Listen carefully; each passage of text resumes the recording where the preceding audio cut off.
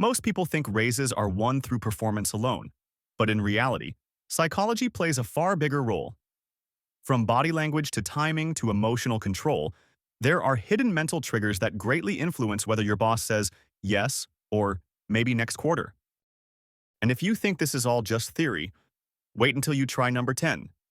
It's a game changer. Welcome to the Money Compendium, the channel where we uncover the strategies and mindsets that shape your financial reality.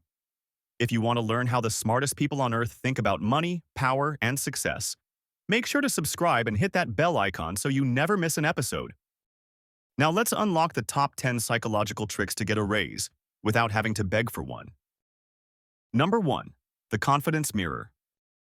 Before you even open your mouth to ask for a raise, your boss has already made a subconscious judgment about you.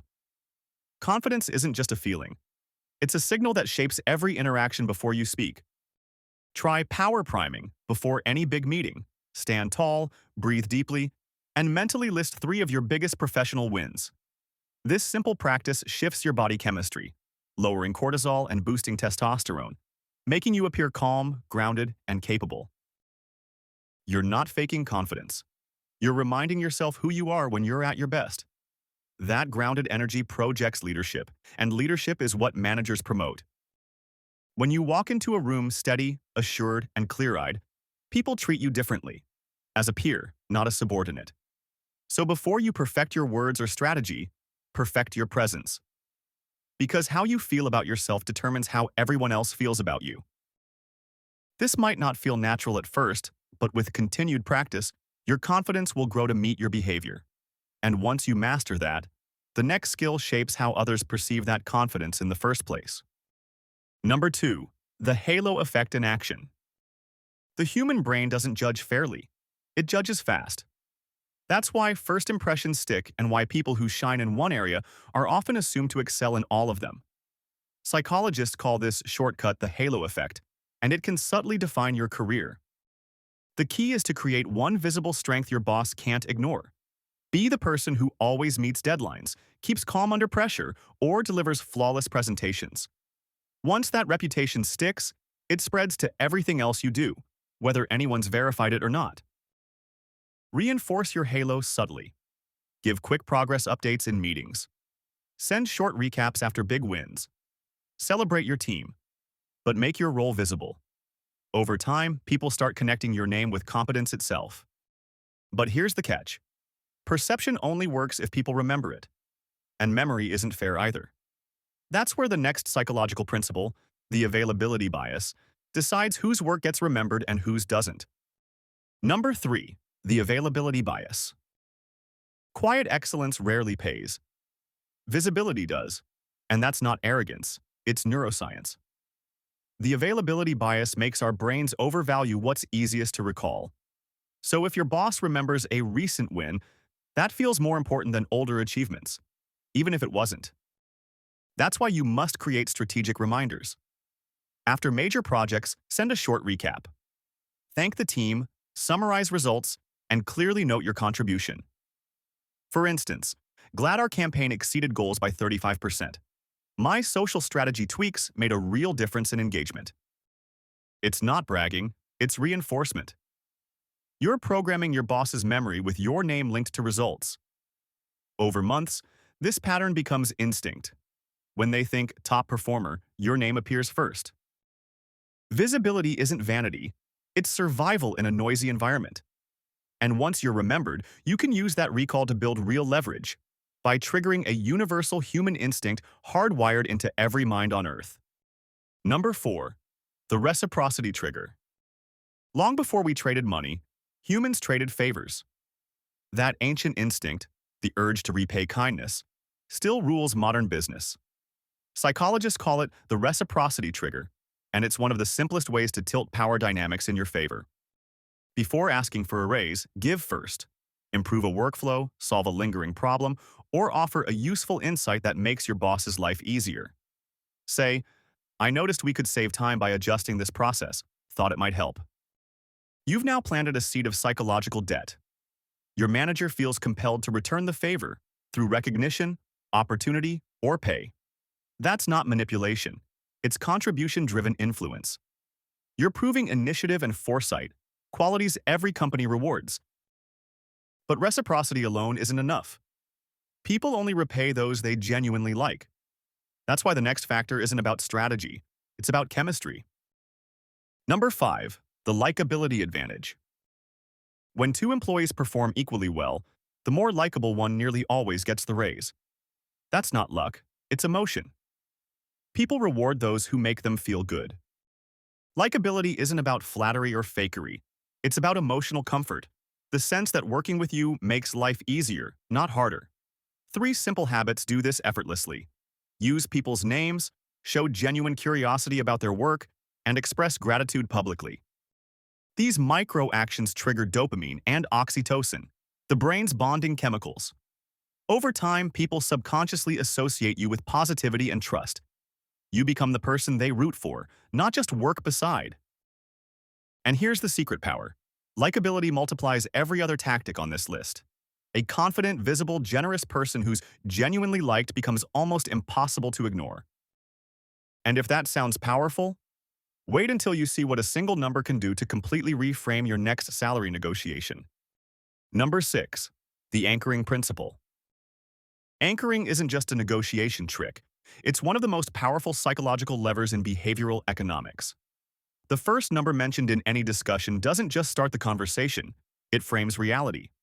Once an anchor is set, every counteroffer, adjustment, or justification revolves around it, even if both sides know it's arbitrary.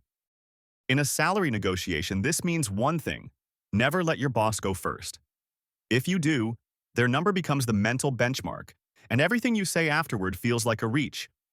Instead, establish your own anchor, a confident, well-researched figure that reflects both your market value and your results. You might say, given my expanded responsibilities and the measurable impact of my work, I believe a salary in the 80,000 range represents fair value. That phrasing is calm, factual, and hard to argue with. Even if they negotiate you down, the final figure will land higher than if you'd stayed quiet. Because once a number is in the air, we tend to cling to it. Anchoring isn't about greed. It's about ownership. You're setting the stage for how others define your worth. And while the number matters, when you say it matters even more. That's where timing turns psychology into strategy. Number 7, the timing effect. You can have the perfect pitch, the right evidence, and flawless confidence. But ask at the wrong time, and it all collapses. That's the timing effect. Psychologists call it temporal framing, and it's all about matching your request with emotional momentum. Most people ask for raises during annual reviews, exactly when their boss is exhausted by dozens of identical conversations. That's like trying to shout during a thunderstorm. Instead, wait until after a visible win. When your team hits a target, your department lands a big client, or a successful quarter closes. That's when dopamine and relief are high. Your boss is associating faces with victories. And if yours is one of them, your request feels like part of the celebration, not an intrusion. You're not begging for validation, you're aligning with success. And by striking in that high morale window, you're far more likely to get a yes. If you want to amplify your odds even further, don't just time your ask. Frame it with emotion and narrative. Because what you say next can make your boss feel your value instead of just hearing it. Number 8, frame your story. Facts convince. But stories move. Your boss won't remember a spreadsheet or a KPI. They'll remember the moment they felt proud of what you accomplished. That's the magic of the story frame. When you turn your achievements into a narrative, you engage empathy, pride, and ownership, emotions that make people want to reward you. So don't just say, I improved our reporting efficiency. Say, when I joined, the system took 3 hours to process reports. I started experimenting, testing shortcuts, and now it takes 30 minutes, saving us hundreds of hours every year. That version doesn't just inform, it inspires. It gives your work a beginning, middle, and transformation. You're inviting your boss into the journey, showing them the movie of your success instead of the bullet points. And when people feel part of a story's success, they want to contribute to its happy ending. This emotional framing turns your raise from a transaction into a continuation of progress. But even the best story can fall flat if your energy doesn't match your message. That's why the next principle focuses on something personal, but deeply contagious. Number 9. The emotional contagion effect. Here's something most professionals overlook. Your emotional state is more persuasive than your words. Neuroscience calls it emotional contagion, and it's the invisible synchronization that happens when two people's nervous systems mirror each other's tone. If you walk into your raise meeting anxious, apologetic, or defensive, your boss feels that tension, even if you say all the right things. Their body unconsciously mirrors yours, leading to hesitation or discomfort. But if you walk in calm, steady, and genuinely curious, everything shifts. Your manager feels at ease. The tone softens. The energy becomes collaborative instead of combative. Here's a quick trick. Before the meeting, breathe deeply for 60 seconds. Lower your voice slightly. Slow your speech just a touch. Smile once, not as performance, but as grounding. You'll project control and they'll unconsciously match it. This creates what psychologists call emotional coherence, a shared state of safety and trust. And in that environment, people say yes more often. Control your energy, and you control the room. And that brings us to the final, most powerful factor of all, the mindset that makes every other principle work. Number 10, the self-worth loop. All these tactics, confidence, timing, reciprocity, storytelling, are just tools.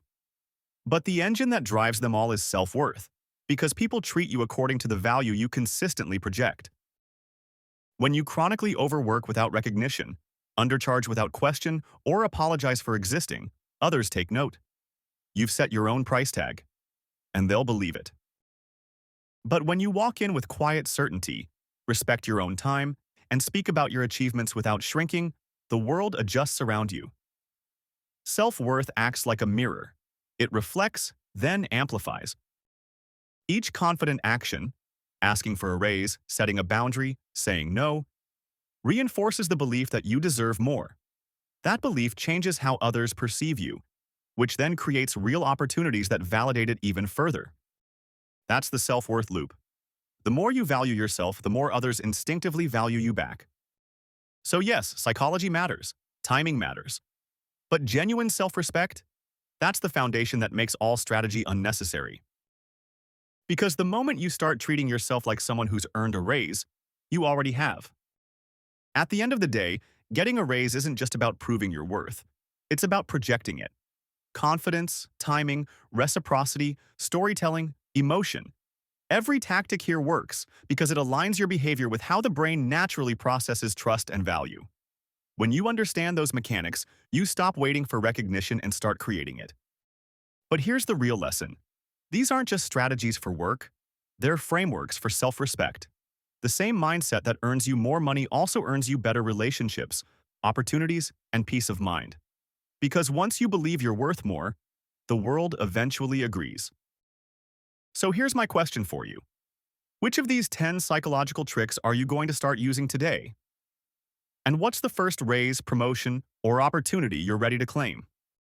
Drop your thoughts in the comments below, and if you found this breakdown helpful, make sure to like, subscribe, and join us for our next video where we will continue to dive into finance and psychology.